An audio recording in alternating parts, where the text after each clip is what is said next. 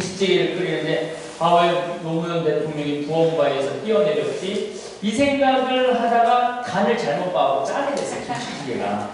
김치 짜게 된 남편이 딱 김치찌개를 먹어보면서 한마디 합니다. 이놈 마누라 김치찌개 하나 제대로 간 못 맞추냐고 맨날 끓이는 김치찌개. 그러면 부인이 여보 미안해, 내가 요즘 노무현 대통령도 주고 김대중 대통령도 주고 마음이 산란해서 간을 잘 못 봤어. 오늘은 다른 반찬하고 먹으면 다음은 맛있게 내가 해줄게. 미안해.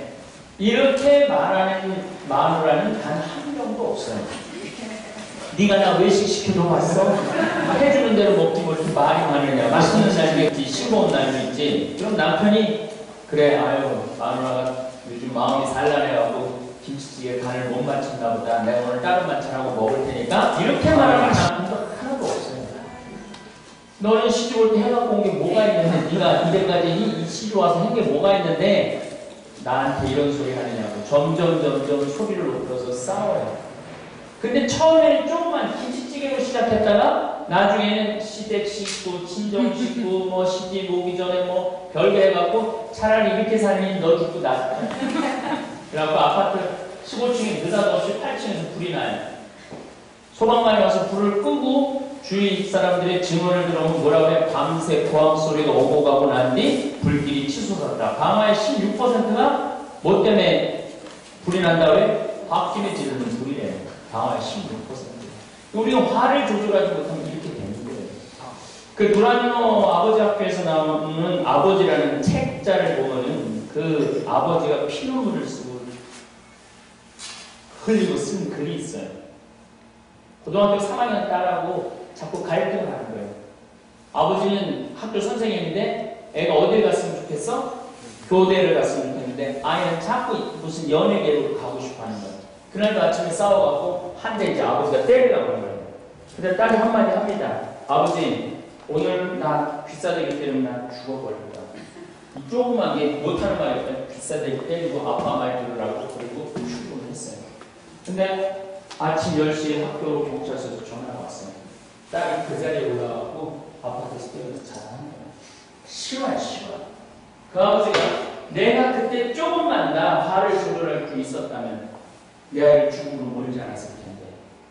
우리는 아무것도 아니지만 상대방을 죽이는 그런 화가 참 많아요. 그래서 이 화만 조절할 줄 안다면 우리 정말 행복하게 살 수 있어요. 화만 조절할 줄 안다면. 그 어떤 친구가 그 우리나라에서 좋은 회사에 다니다가 그 건설회사에서 유학을 보내줬어.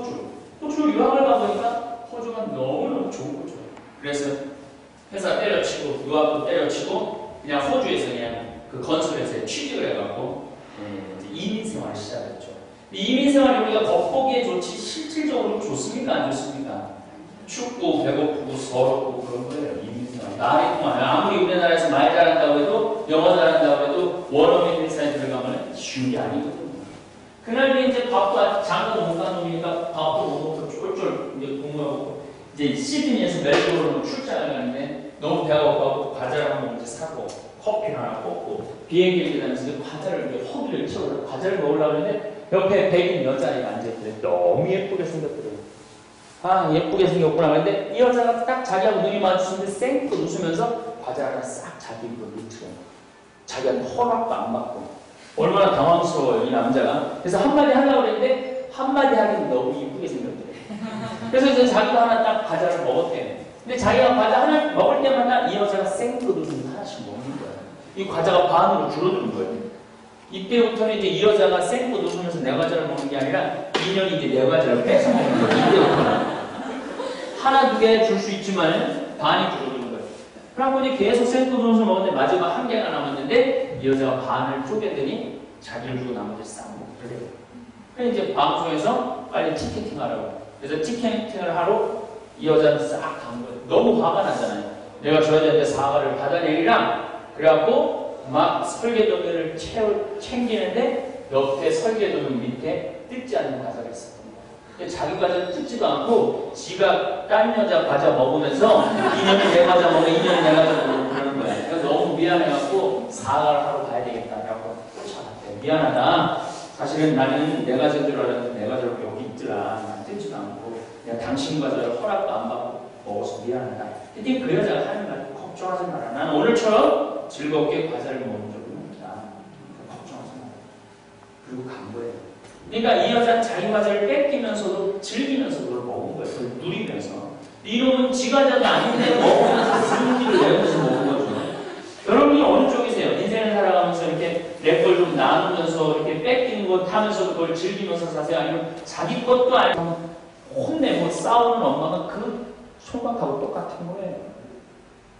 그러니까 여러분이 인생을 즐겁게 살 필요가 있어요. 반해서 뭐하러 살아요? 똑같은 인생을 살면서 뭐하러 화를 내고 살아요? 여러분들 그 작년 10월 2일 날 최진실 씨가 자살했죠.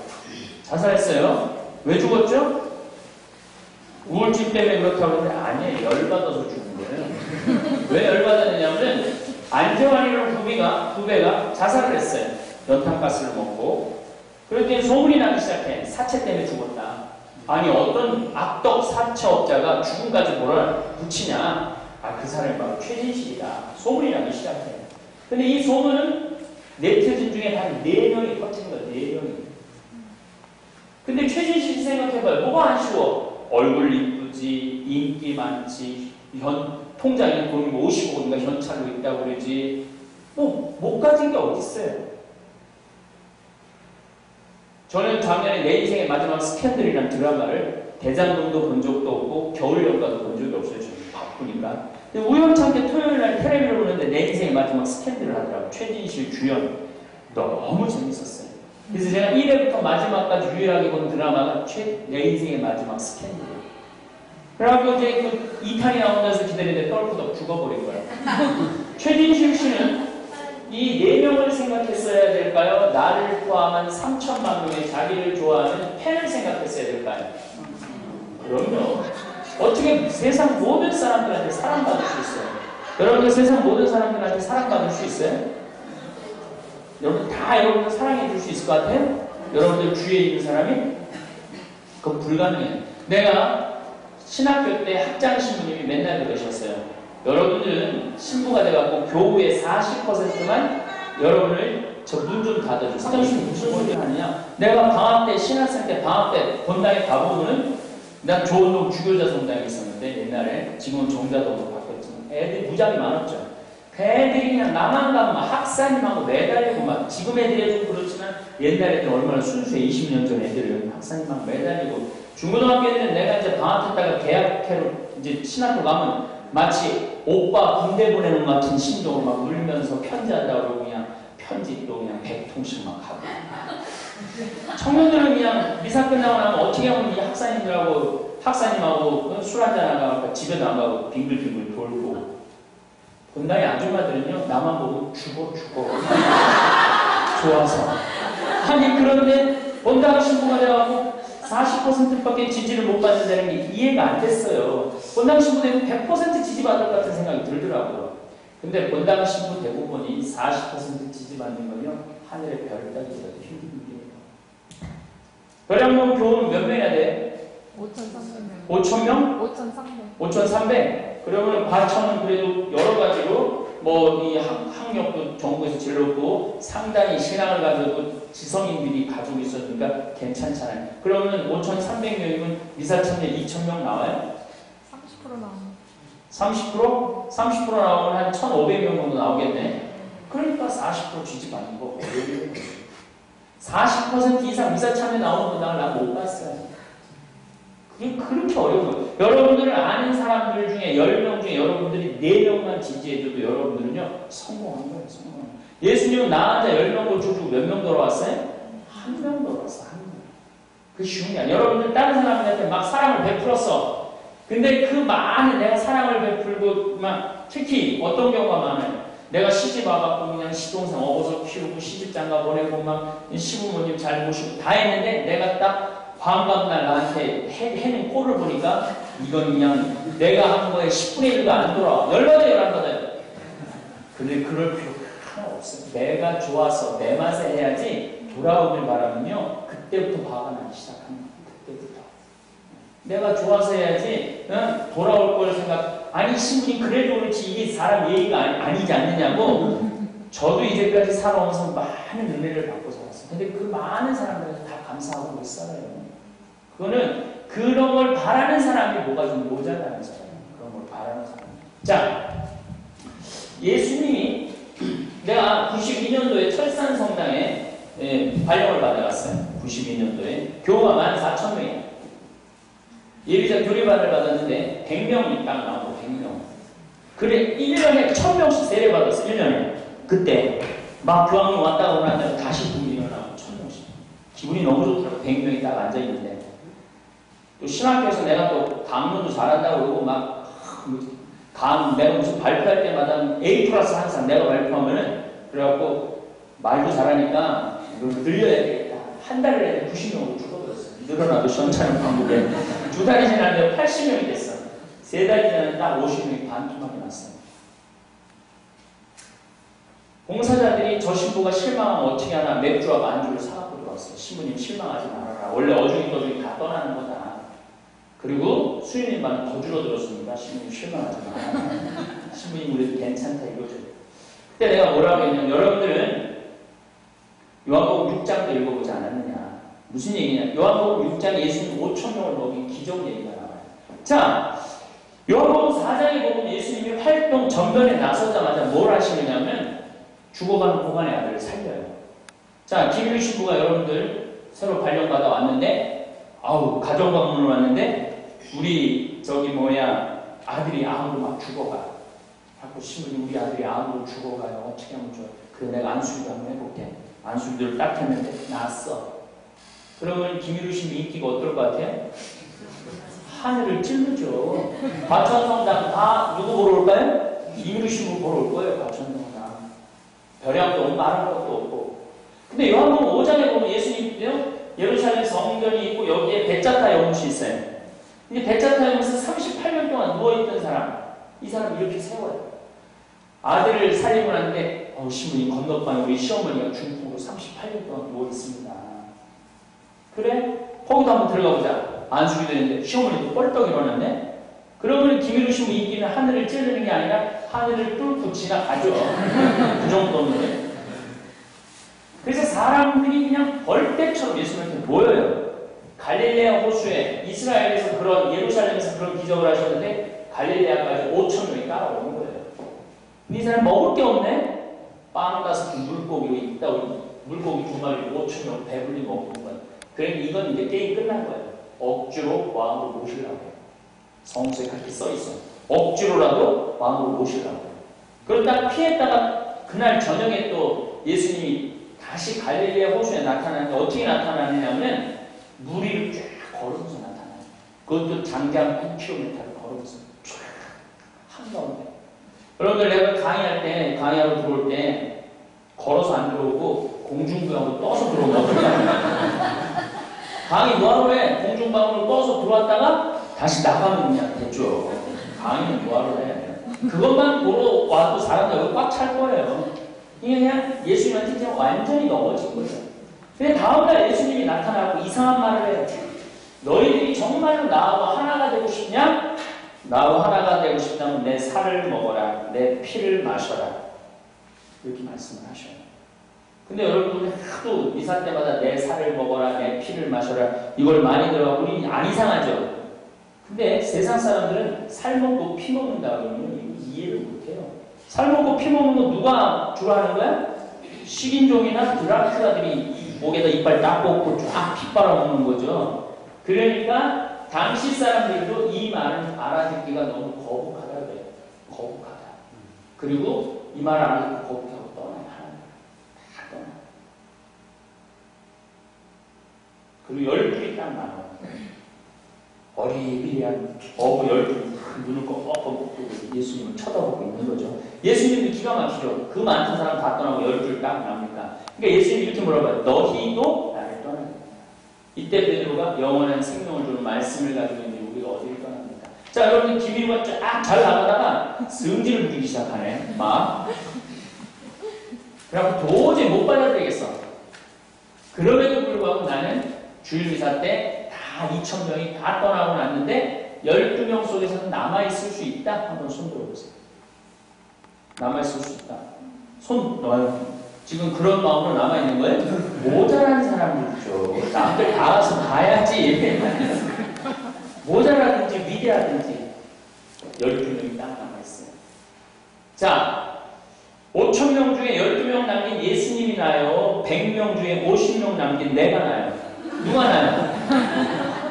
내가 훨씬 난 거예요. 100명 중에 50명 남긴 내가 훨씬 난 뭐가 화날 일이 뭐가 있어요. 예수님은 마지막에 12명도 어떻게 했어? 다 도망갔어요. 내 주위에 아무도 없다 하더라도 우리 별로 실망할 필요가 없어요. 내 주위에 사람이 없다고 여러분들 실망하거나 좌절하지 마세요. 내 기분에 내 맛에 살면요. 그럼 공자님 뭐라고 했어요? 진정한 공자는 남이 나를 알아주지 않아도 화내지 않는다는 진정한 공자라고 했죠. 내가 평화방송에 이렇게 강의를 나갔더니 인기가 너무너무 좋더라고요.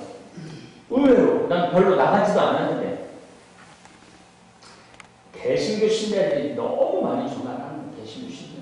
천주교도들은 거의 전화 안 해요. 원래 입이 무겁잖아요. 천주교도들 입이 원래 무겁잖아요. 개신교 신자들이 너무너무 전화를 하더니 급기야는 목사님이 전화를 하셨어요. 우리 교회 가서 설교를 좀 해라. 그래서 내가 주일 예배 때 가서 설교를 했어요. 그랬더니 이번에 또 절에서 또 스님이 전화를 했어요.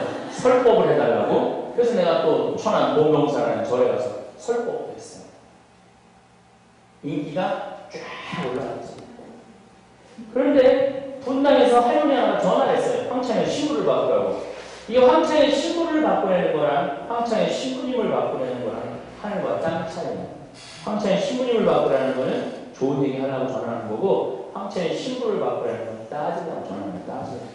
딱 전화를 받았어. 나 분당에 사는 내가 목소리 듣고 완전히 할머니야. 당신 정유경 사제단이냐 먼저 딱 물어보더라고요. 난 정유경 사제단은 아니다. 그랬더니 정유경 사제단도 아닌데 왜 방송에 나와서 문화에 대해서 반대를 하느냐. 그때 막 문화한다고 막 그랬을 때 우리나라 경제가 살면 문화를 해야 된다.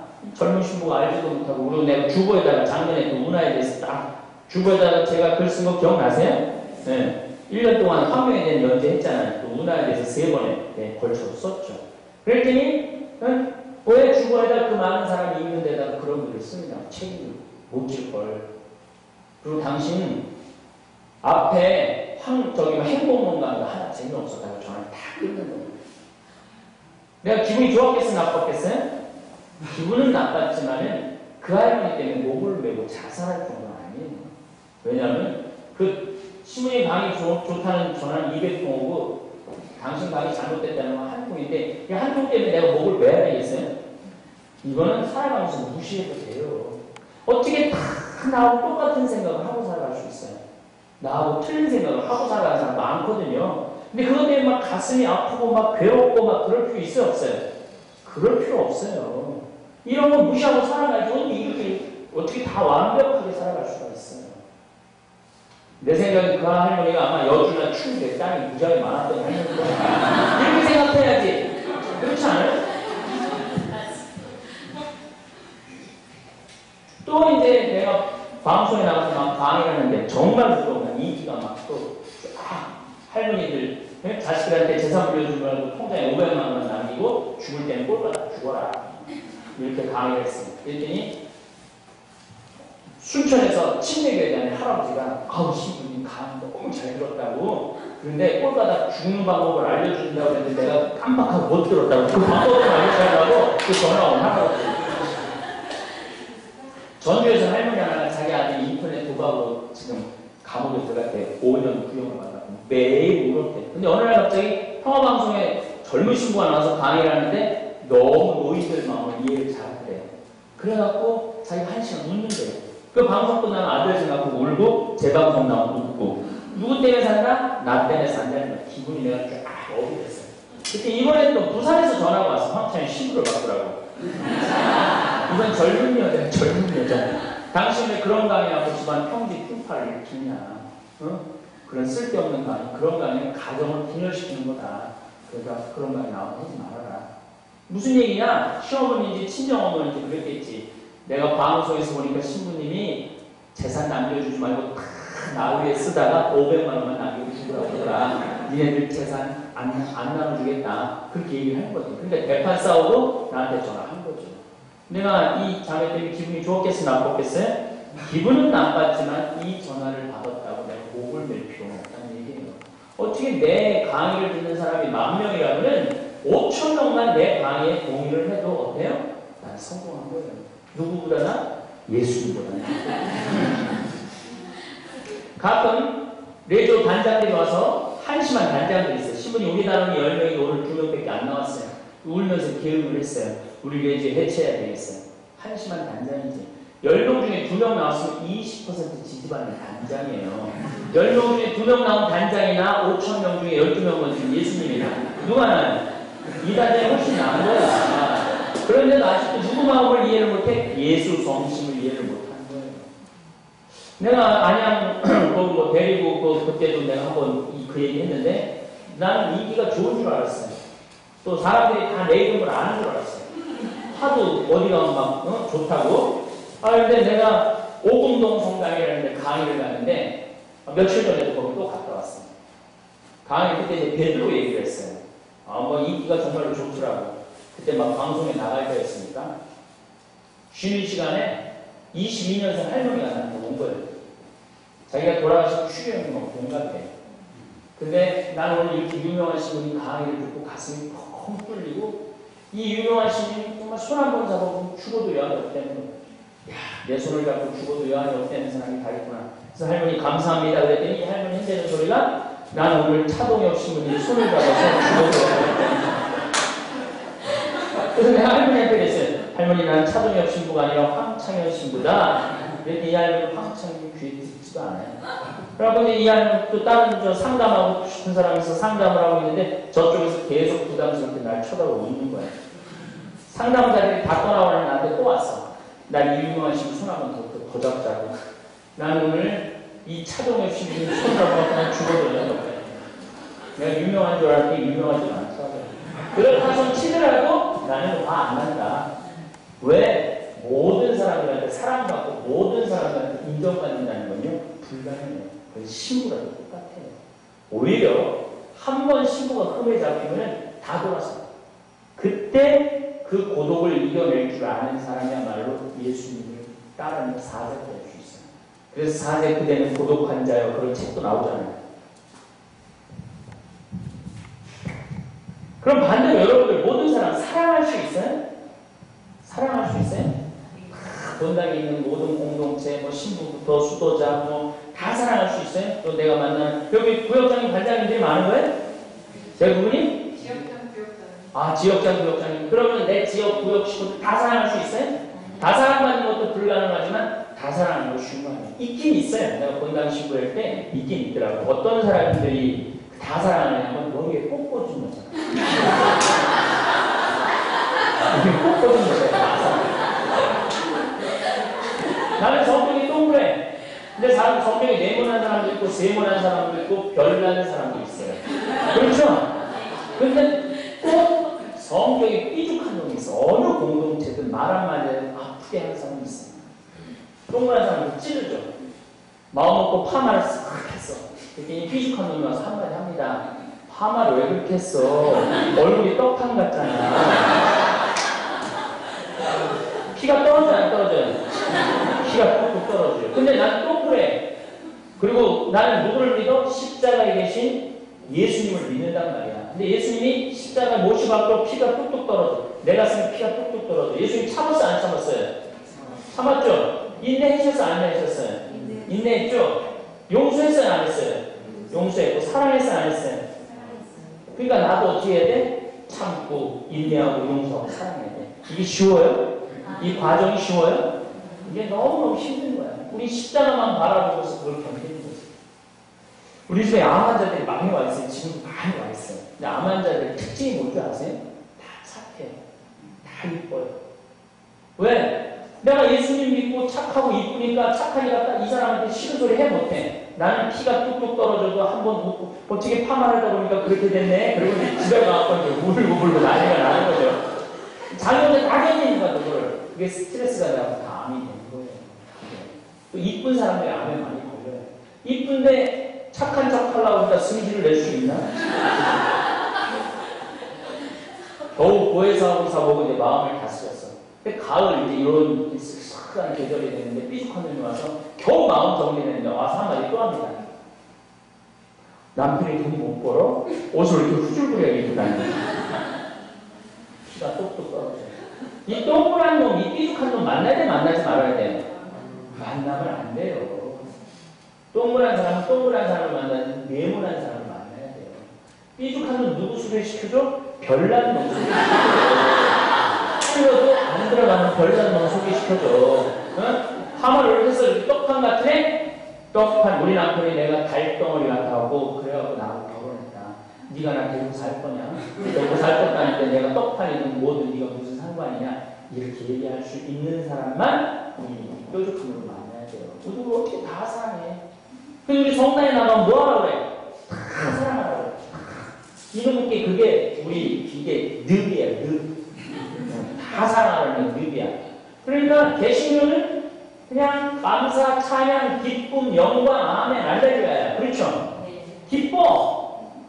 감사, 찬양, 영광, 뭐 아멘, 할렐루야. 기뻐. 그러니까 내가 아는 사람이 막 세상에서 너무 힘들고 고통스럽게 살아. 그럼 교회 빨리 가자고 끌고 가요. 우리 교회 가면 기쁘니까, 교회 가면 즐거우니까, 구원받는 확신이 있으니까. 너 세상에서 고통 겪지 말고 우리 교회 가면 스트레스 다 풀고 우리 기쁘게 살자. 그래서 개신교 성도들은 자기 교회에 적극적으로 끌고 갑니다. 끌고 가는 건 아주 즐겁게 생각하고 사명이라고 생각해요. 근데 천주교 교우들은 내가 친척이나 내 친한 친구가 있는데 세상에서 힘들고 고통스럽게 살면요 고민을 합니다. 저걸 성당에 데리고 와야 되나 말아야 되나. 십자가는 누구만 지는데 나지는 거 힘들어줄 건데 쟤까지 데려가서 쟤한테 십자가 얹겨놓고 가라고 하는 게 쉬운 게 아니야. 그러니까 천주교 교우들은 선교가 잘 안 돼요. 왜? 성당에 들어가도 기쁘게 뭐가 있어. 우리 기본 컨셉은 우울이야, 우울.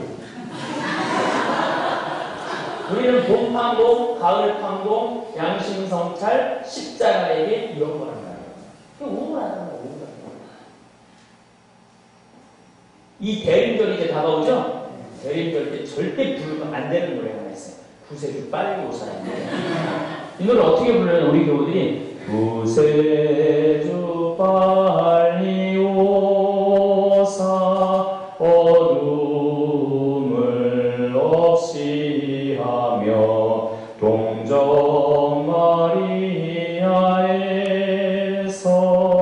탄생하옵소서. 이렇게 부르죠? 이렇게 부르면 절대 안 되는 노래예요. 이 노래를 어떻게 불러야 되냐면 구세주 빨리 오사 어둠을 없이 하며 동정 마리아에서 탄생하옵소서.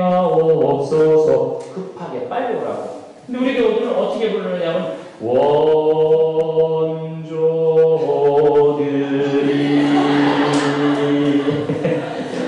미치기 우울하니까 모든 곡을 장송곡으로 불러요. 진짜 부르지 말아야 되는 노래 주여 임하소서. 이건 내가 따라 부르다가 죽을 뻔한데 주여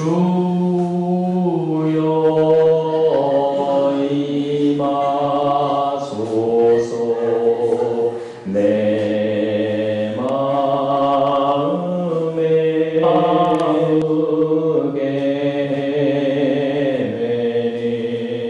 한 마리 양을 언제 숨 쉬어야 돼요? 내가 이거 개신교 가보니까 진짜 신나게 부르더라고요. 아, 나 이 노래를 그렇게 신나게 부르는 노래인지 처음 알았어요. 개신교 가서. 어떻게 부르냐면 주여 임하소서 내 마음에 아무게 헤매는 한 마리 양을 태양과 같으신 사랑의 빛으로 오소서 오 주여 찾아오소서. 딱 한숨에 부르잖아요. 근데 우리는 우울하기 때문에 이걸 어떻게 부르냐면 청승을 떨면서 불러요. 어떻게 청승을 떠느냐면 태양과 같으신 사랑의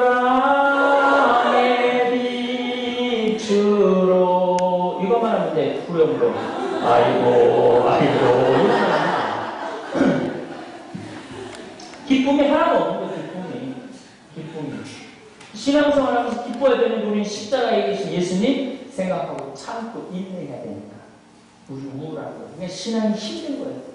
구역장님, 지역장님이 오셨다니까 제가 말씀드릴게요. 내 구역 식구 중에 그래도 구역장님, 지역장님은 영적 상담 하잖아요. 가정상.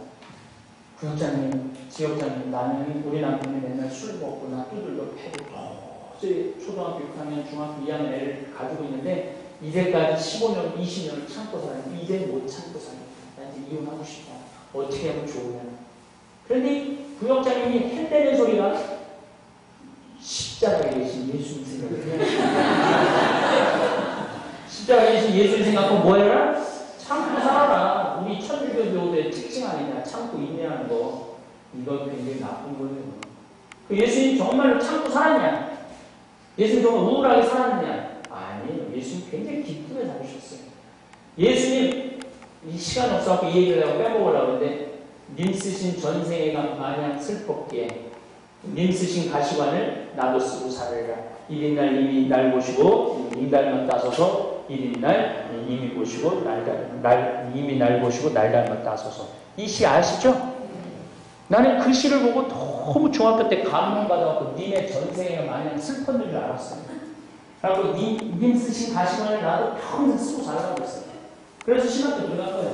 들어가고 신부가 되고 보니까 님이 가시관 하루밖에 안 썼더라고요. 전생에는 쓰고 사는 사람 그런 마음으로 달라고 했더니 십자가도 너무 6시간 줬더라고요. 그 외에는 즐겁게 사셨어요. 굉장히 즐겁게 사셨어요. 굉장히 행복하게 사셨어요. 당신 해고 싶은 대로 다 하고 살았어요. 성전 정할 때 승리를 한다고 상 불러엎었어, 안 불러엎었어요? 불러엎었죠?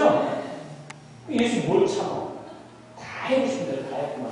배 뒤집어져도 자고 싶으면 자고, 물이 걷고 싶으면 물이 걷고, 무슨 안식일에 무슨 뭐 해지만 해도 다 골라서 다 했어요. 안식일에 골라서. 부활하고 나니까 문 닫고 부활했다고 그냥 벼고 다니고 막. 당신 해고 싶은 대로 다 하고 사는 뭐가 슬펐을까? 예수님이 우리한테 주고 싶었던 게 행복이 행복. 기쁨. 그 다음에 평안. 그리고 사랑. 자, 행복. 예수님 산상설교, 예수님 처음 하신 설교가 뭐예요? 마태복음 5장에 산상설교예요. 갈릴리 호수가 딱 내려다보는 거기서 진복 8장이 첫 설교예요. 해라. 행복해라 마음이 가난한 사람, 행복해라 마음이 온유한 사람들, 행복해라 슬퍼하는 사람들, 행복해라 마음이 깨끗한 사람들, 너희 행복해라 옳은 일을 하다 박해를 받는 사람, 너희 기뻐하고 즐거워하라. 하늘에 받을 상이 크다. 예수님이 입을 열어서 하신 첫 강문이 행복해라. 근데 우리 천주교도들 우울해라 이런 해신적이 없는데 우리 우울하다. 사람들은 예수님이 제자들의 반하시는 분한테 마지막 유언을 하세요. 아버지와 나는 하나다. 나는 포도나무 너희는 가지다. 나는 간다. 내가 가야지 누가 온다? 성령께서 오신다. 그리고 맨 마지막 이 말씀을 하셔요. 내가 이 말을 너희에게 지금 하는 이유는 내 기쁨이 너희 안에 흘러넘치게 하는 것이다. 예수님이 굉장히 죽기 전날에 어떻게 하셨던 거예요? 기뻤던 거예요. 평화. 자, 여러분들 평화도 마찬가지예요. 예수님이 계속 뭐라고 했어? 나는 죽었다가 3일 만에 부활할 것이다. 나는 죽었다가 3일 만에 부활할 것이다. 계속 말씀하셨죠? 근데 제자들이 이거 못 깨달았어요. 마지막에 예루살렘을 하고 딱 붙잡히니까 제자들이 다 도망가요. 다 도망가고 이제 끝났다. 우리 스승이 저렇게 붙잡혀서 갔으니 이제 끝났다. 그리고 십자가에 못 박혀 죽었단 말이야. 이제 가자 우리 갈릴레로 다시 가자. 갔어.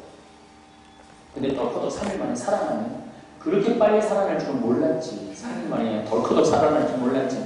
배반을 해놨는데 무지하게 빨리 살아났잖아요. 그 미안해 안 미안해? 미안하죠. 기쁘기도 하지만 배반을 해놨는데 3일 만에 덜커덕 살아났으면 마음이 혼란스러웠던 거예요. 제자들이. 이걸 어떻게 해야 되나. 쳐다볼 면목이 없잖아요. 배반을 해놨는데 그냥 3일 만에 살아났으면. 예수님이 3일 만에 살아나고 난 다음에 딱 제자들 앞에 나타나서 내가 3일 만에 살아난다고 했어? 안 살아난다고 했어? 그 3일을 못 참아? 그렇게 말씀하지 않으세요. 평안하냐? 평안하지 않다면 내가 너희에게 평안을 빈다.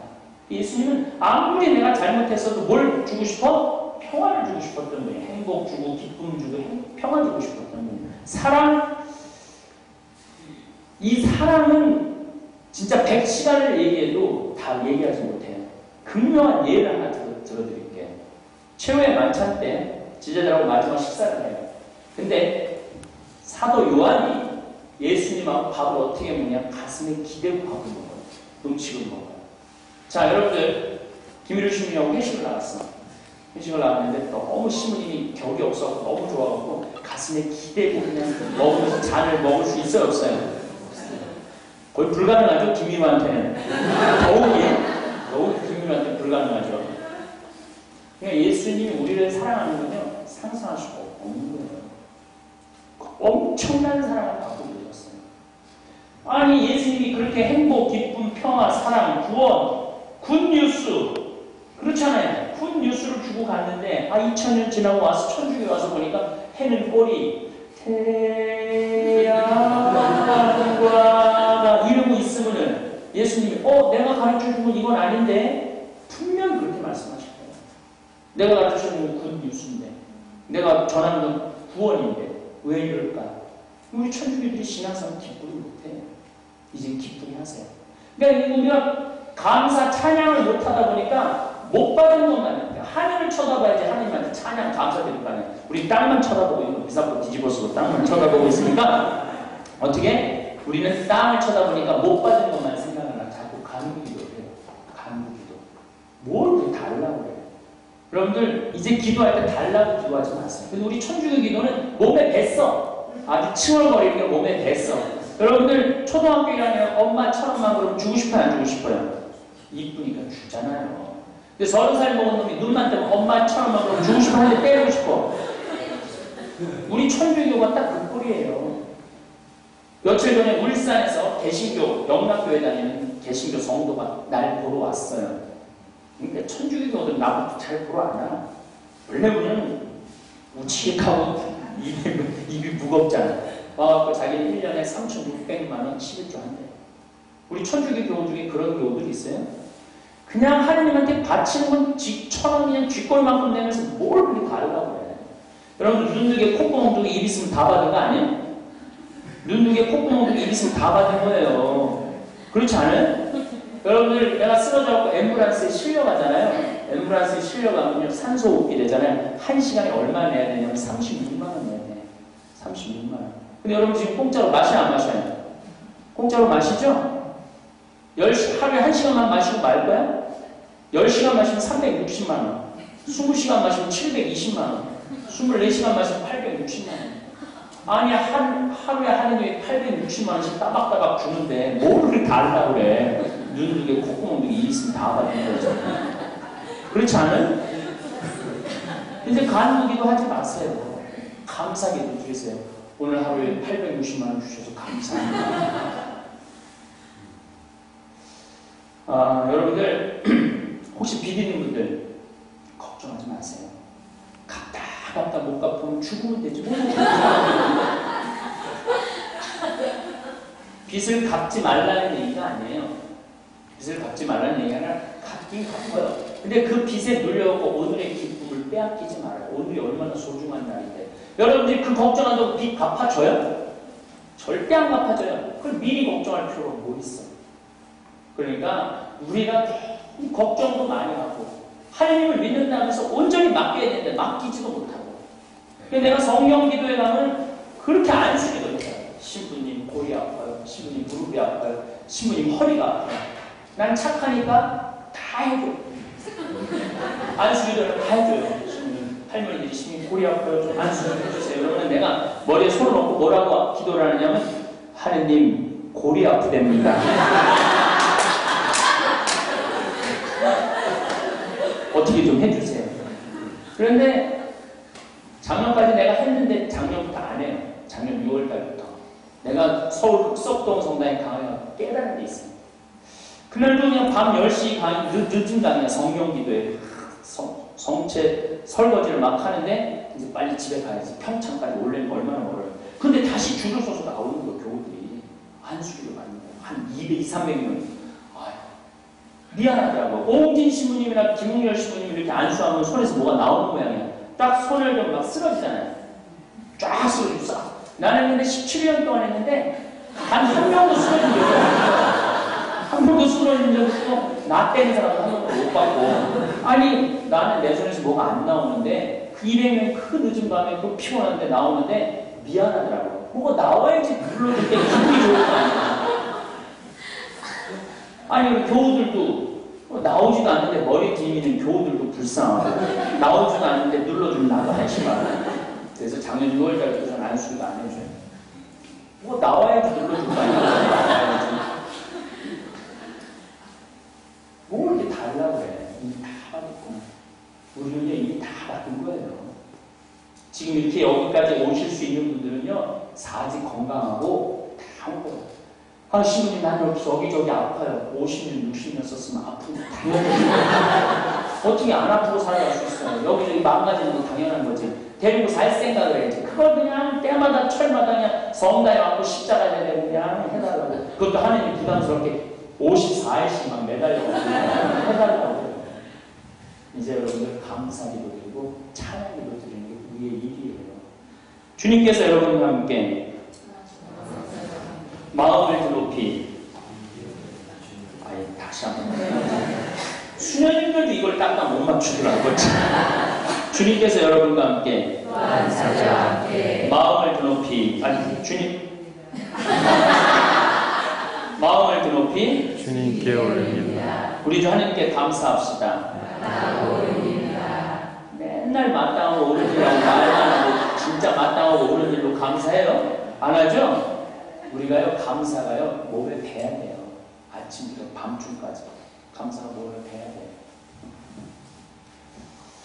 여러분들 내가 갈비집에 가보면은 참 많은 생각을 하게 돼요. 내가 미국이나 호주, 뉴질랜드 뭐 이런 데 가서 스테이크를 시키면요 스테이크, 감자, 콩, 스프만 나와요. 그렇죠? 우리나라 갈비집에 한번 가봐. 이렇게 상 하나 들고 와갖고 나는 갈비집에 갈 때마다 궁금한 게 갈비를 먹으러 갔는데 왜 게장이 나와? 게장 나오죠? 또 계란찜 나와요. 요즘 알고 찜 유행인가 봐요. 찜 나오고 또 호박 또 단호박 또 삶아갖고 나오고 그 다음에 또 뭐 나와요? 메추리알 나오고 또 부침이 좀 나오고 그렇죠? 김치 국물 나오고 또 사라다 나오고 미국에서 나오는 게 요거 하나인데 우리는 얼마나 많이 나오는지 몰라요. 4명이 갈비를 먹으러 가면 갈비를 막 시켜 먹어요. 4명이 가서 사는 사람이 4인분으로 만족하지 않아요. 우리는 그냥 배불리 먹는 걸 원하지 않아요. 배가 터지게 먹는 거예요. 그러니까 배가 터지려면 2인분 더 시켜야 된다는 이제 배가 터지게 먹었어. 뼈가 막 널브러졌어. 그럼 대한민국에만 나오는 장면이 하나 있어요. 아줌마 하나가 쓱 나와 이렇게 물어봅니다. 냉면을 먹을래? 된장찌개를 먹을래? 아니 그렇게 먹었으면 됐지. 아니 냉면하고 된장찌개가 또 먹어. 그런데도 우리나라가 186개국가 중에 행복지수가 102등이에요. 올해 75등으로 올라섰어요. 내가 강의에도 돌아다녀서 그렇다고 난 믿어요. 그리고 자살률은 세계 1위에요. 이유는 딱 한 가지예요. 욕심이 우리 너무 많아요. 이제는 욕심 버리고 감사해야 돼요. 여러분들 대한민국에서 태어난 거 감사해 안 감사해요? 나는 대한민국에서 태어난 거 얼마나 감사한지 몰라요. 지금 북한은 옥수수하고 풀하고 섞어서 먹어요. 먹을 게 없어서. 그리고 우리나라 차 잘 만들어 못 만들어요? 잘 만들어요. 내가 유럽에 가고 BMW, 아우디 뭐 이런 거 타보면서 내가 느낀 게 뭐냐면 그랜저만 못하다 이런 생각했어요. 그런데 유럽 2년 연속 차선으로 1위가 그랜저예요. 또 지금 미국 지난번에도 뉴욕 강의 갔다 왔지만 렉서스 팔고 제너시스 타고 다녀요. 차가 얼마나 인기가 좋은지 몰라요. 우리나라가 차 잘 만들죠. 배 잘 만들죠. 텔레비전 유럽 휩쓸린 올해는 미국 완전히 휩쓸었어요. 그 다음에 이제 브라질 휩쓸고 있어요. 텔레비전 잘 만들지, 에어컨 잘 만들지. 이 완전 폐허가 된 나라가 50년 만에 이런 경제 기적을 일으킨 나라는 아무 나라도 없어요. 나는 가끔 뭐 어쩌고저쩌고 뭐 욕하고 정치, 물론 정치가 문제가 많죠. 하지만 우리나라 자체는 엄청나게 괜찮은 나라예요. 여러분들 세계 경제 세계 10위권까지 올라간 나라 치고 지금 우리가 많이 떨어졌죠. 브릭스 4개국 때문에. 그건 어쩔 수 없어. 인구가 많으니까. 근데 이 10위권까지 우리가 진입한 나라 치고 다른 나라 침략하지 않은 나라 있을까요? 미국. 지금도 침략하고 있죠. 일본, 우리나라 나무 다 잘라가고 저 가는 거예요. 또 영국, 프랑스, 이탈리아, 독일, 스페인 다 우리나라, 포르투갈 다 우리나라 다른 나라 침략하고 다 뺏어가지고 호요시하고 잘 사는 거예요. 저는 또 얼굴 들고 다니는 놈들이 아니에요. 근데 유일하게 10위권까지 올라간 나라 중에 유일하게 다른 나라 절대 침략하지 않고 우리끼리만 여기까지 올라온 나라는 우리나라밖에 없어요. 대단한 민족이에요. 대단한 민족이에요. 그래서 우리나라 이 대단한 민족이 대단한 사람들이 모여 살아가고 우리나라 이름이 대한민국이에요. 이렇게 행복한 나라에서 살면서 네? 북한에서 안 태어나고 아프리카에서 안 태어나고 인도에서 안 태어나고 우리나라의 나무 얘기 하나 할게요. 나무. 여러분들 우리나라 가치를 우리나라가 몰라요. 나무가요. 세계에서 이렇게 조림 사업이 잘 돼 있는 나라는 우리나라밖에 없어요. 일본 잘 돼 있어요. 근데 일본은 1년에 지진이 5,000번 일어나요. 태풍이라는 태풍 다 가서 쏟아붓고. 우리나라는 어때요? 올해 태풍 하나 나갔죠. 내 태풍이 안 오는 기준은 딱 이거예요. 하느님이 대통령을 잘못 뽑아놓으면 꼭 태풍을 안 보내준다. 회개하는 마음으로. 여러분들, 우리나라가 이 녹화 사업을요, 박정희 대통령하고 현신규 박사하고 몇몇 내무부 장관들이요, 이게 기가 막히게 하는 거예요. 레스터 브라운이라고 미국의 유명한 NGO 소장이 있어요. 그 사람이 올해 그 얘기를 했어요. 세계에서 가장 성공한 환경사회는 대한민국의 녹화 사업이라고 해요. 유엔에서 또 뭐라고 얘기를 해요? 유엔에서 개발도상국가 중에 녹화 사업을 성공한 나라는 한국밖에 없다. 그게 내가 3년 전 보고서에서 봤는데 올해 다시 한번 얘기해요. 유일하게 전에도 후에도 앞으로도 없을 거다. 대한민국밖에 없다. 우리나라는 지금 이 녹화가 잘 돼 있기 때문에 4대강 정비하지 않아도 돼요. 저 산에서 물을 다 흡수해 주기 때문에 4대강 정비하지 않아도 돼요. 사실 실질적으로 한강이 터진 적은 한 번도 없어요. 낙동강이 터진 적은 한 번도 없고 한 번도 터진 적이 없어요. 터지면 어디가 터져? 이 위쪽 강원도 쪽 바로 물이 그냥 내리치는 데가 터지. 한강 터진 적 있어요? 한 20, 30년 동안 정비사업 안 해도 돼요. 왜? 이 녹화 사업이 잘 돼 있기 때문에. 이 기가 막힌 보물. 여러분들 우리나라 1년에 320억 톤을 쓰는데 산에 얼마가 저장되어 있냐면 180억 톤이 저장되어 있습니다. 산에 다 저장되어 있는 거예요. 그러니까 저 산을 녹색 댐이라는 이유로 그런 이유예요. 기가 막힌 나라. 또 한마디 이제 원래 강에 다 들어있는 건데 내가 분나인 또 서울에 갈 때마다 내 책에도 그런 내용을 썼어요. 대한민국 서울처럼 아름다운 도시가 어디 있어요? 파리에 가봐. 쫙 평지에다가 에펠탑만 딱 솟아있어요. 볼 거 아무것도 없어요. 뭐가 있어? 다른 나라 수도 다 가봐. 뉴욕 가봐. 아무것도 없어. 평지에 그냥 울퉁불퉁 솟아요. 우리나라는 서울은 7개 산으로 둘러싸여 있어요. 인왕산, 북한산. 내가 어제도 이 일산 강의를 갔다 오는데 도봉산. 그 뒤쪽에서 보니까 더 큰 산이라고. 도봉산, 수락산, 불암산, 또 남산, 아차산, 관악산 그 앞에 그게 관악산이 서울로 따지면 수호산이에요. 그러니까 수호산이에요. 그러니까 보초산이에요. 보초산, 관악산. 이 기가 막힌 데서 있는 거예요. 그래서 이번에 캐나다에서 서울이 세계에서 가장 아름다운 수도로 슬슬 꼽히기 시작해요. 그리고 송파가 세계에서 가장 살기 좋은 도시로 이번에 선정된 거 아시죠? 알아요? 몰라요? 몰랐어요? 그러니까 내가 답답해지는 거야. 우리나라만 우리나라 가치를 몰라요. 여러분들 기가 막히게 요즘 잘하고 있어요. 우리나라. 정치인만 잘하는데 국회만. 세계 월스트 5에 들어가 우리나라 국회가. 세계 가장 나쁜 정치인 세계 5대 국회 나쁜 5대. 참 어떻게 국회만 좀 폭발을 하면은 내가 보면 잘하고 있어요. 그리고 이 금융위기 이렇게 기가 막히게 1분기 때 OECD 국가 29개 나라 다 마이너스 성장해요. 근데 우리나라만 0.1% 플러스 성장했어요. 잘하는 거예요. 근데 참 그렇게 내리 까고 보내는 감사할 줄 몰라서 밥 먹고 감사해야 되는 일 하도록 하겠습니다. 식당에 내려가시면 됩니다.